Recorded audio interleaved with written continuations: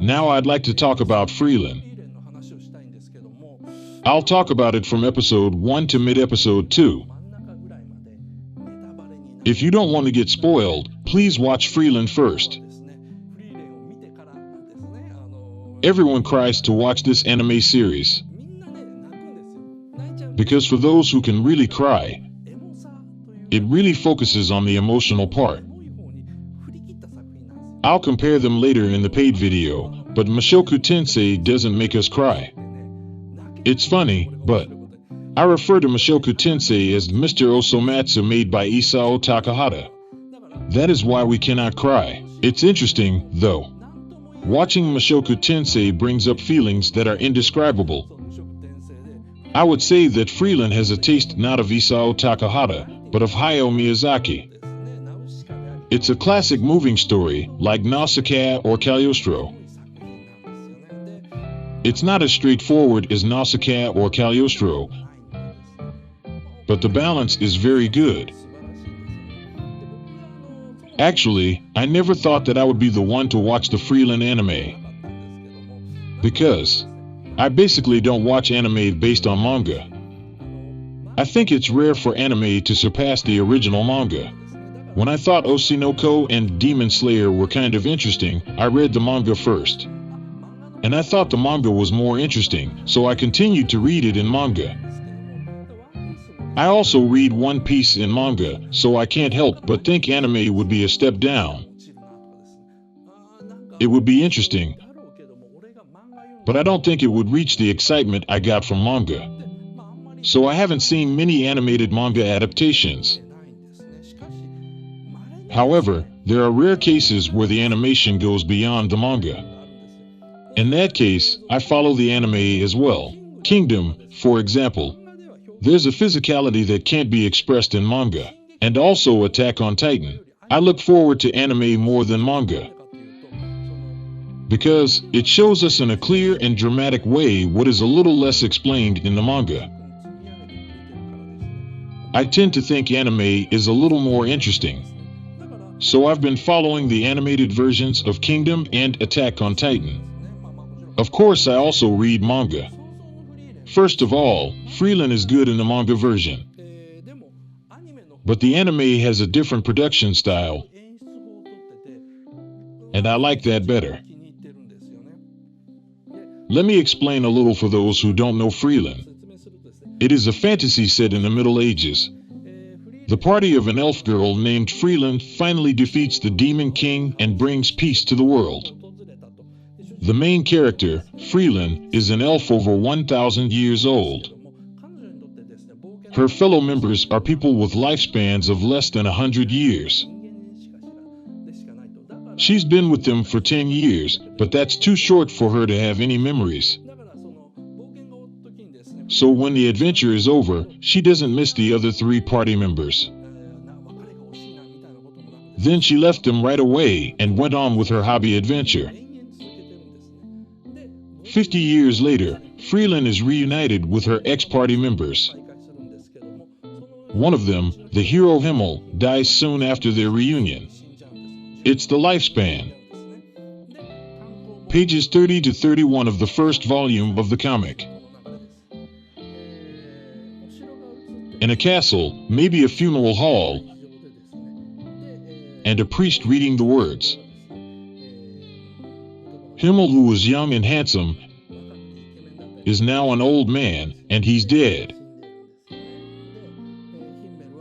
The priest says he thinks Himmel is happy. Frieren says, "I don't know." She is confused by the death of her old friend, but she's not sad,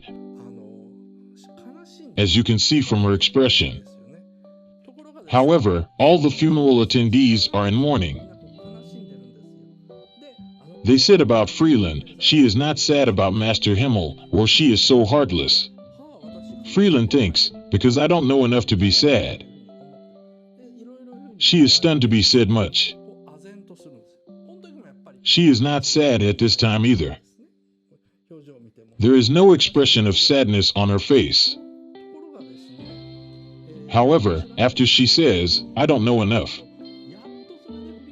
She finally goes into a memory scene that only recounts the top half of a page. She remembers Himmel's back. I knew that human life was short. Why didn't I try to learn more? And she cries a little. It's moving enough, and some people can cry over it. But it's a totally different way to show it in the anime. I really like the animated version here. This is the same funeral scene. Those attending the funeral call Frieren heartless. But she's not really sad. However, a close-up of her mouth. Her mouth opens. So her closed mouth opens. She notices something. Then the shot suddenly changes and the bells ring. But it makes no sound. Seems like bells are ringing. The bells are moving, but no sound. And in the next shot, there are people outside the fortress. Apparently, it's a funeral. If people die in a city, they must be moved out immediately or they can cause an epidemic. So they are taken to a cemetery outside the city. There is a big tower in the cemetery and a bell on top of it, and it seems to be ringing. The bells are ringing. It's full of flowers. Himmel's beautiful coffin is decorated with many flowers. Just the miserable sound of earth being poured on it. The next shot. It's a view from inside the grave. A gravedigger pouring earth over the top. People are crying around. The people around her cry, but Frieren just looks down. We cannot see her expression. I like that the bells move silently, and when they are in the distance, the bells begin to ring and then the sound of digging. They just make the sound of pouring earth. It sounds like a thud. The participants are crying, but Frieren is still just looking down. A scene follows where her tears just keep flowing. This may be stupid, but I will explain about this scene. In fact, in our normal lives, funerals don't make us cry as much as you might think. Of course, some people cry at a funeral. Most people can't cry, and they often think of themselves as cold or heartless. In fact, we cry after the funeral. Something like a little trigger can bring back memories. That's normal. So viewers can actually relate to Frieren's feeling that she can't cry because she didn't know the person well. Manga only depicts the emotions within. So Frieren's emotions are also depicted. Anime tries to bring viewers into its world by tapping into their memories and experiences to evoke their empathy. Manga is an active media. You buy it yourself, hold it in your hand, turn the pages and read it.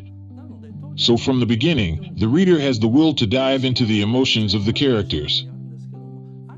Visual works like anime keep moving forward with the story, so it's hard to take your eyes off the screen.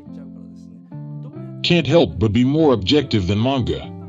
So the trick is to draw on the viewer's own experience to make them empathize with the fact that they can't cry. It's obvious that viewers can't cry over the death or funeral of the character from the first episode, to whom they have no affinity.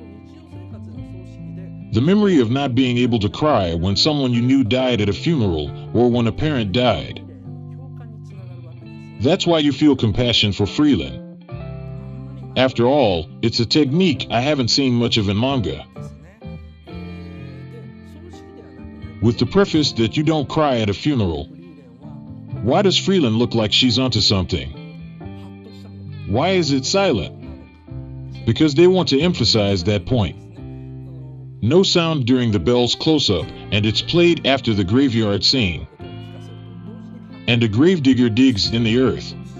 Just the sound of dirt being thrown in. At this sound, Frieren finally understands that she will never see Himmel again. A funeral is a ceremony to accept death. To accept the death of someone close to you. A meaningless ceremony, no doubt. Participating in a long meaningless ceremony allows a person to accept one's death. This is a real funeral. Frieren is no different from us. Meaningless funeral, sermon, bells tolling. The sound of pouring earth finally allows her to accept that Himmel, with whom she once shared adventures, is dead. The direction is quite sophisticated. I think this part is better than the manga. But in the next scene, they try to make us cry with even more sophisticated ways. Okay, it's about time. I'll talk about the rest on the limited video.